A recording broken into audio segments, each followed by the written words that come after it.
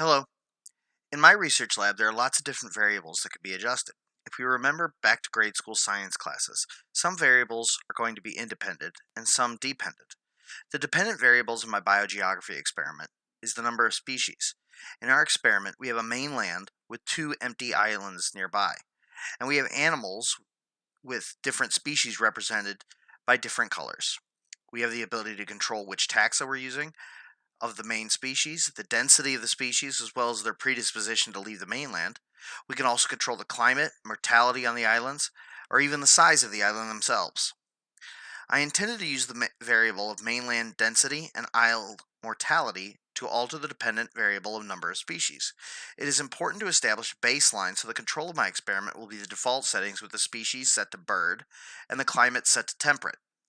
The first hypothesis to test is that the mainland density increases even if probable distribution isn't affected, and that the number of species making it to the islands will increase.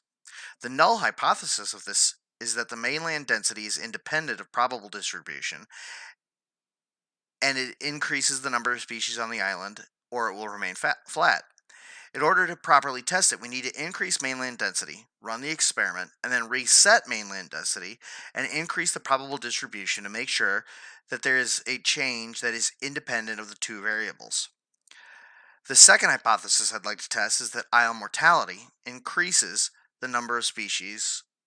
Oh, the second hypothesis I'd like to test is that as isle mortality increases, the number of species will decrease because their fecundity will have decreased from the mainland. The null hypothesis will be that the isle mortality won't alter the number of species present on the island, so the number of species will remain flat. Isle mortality is going to be independent of the number of animals crossing the water and mainland density.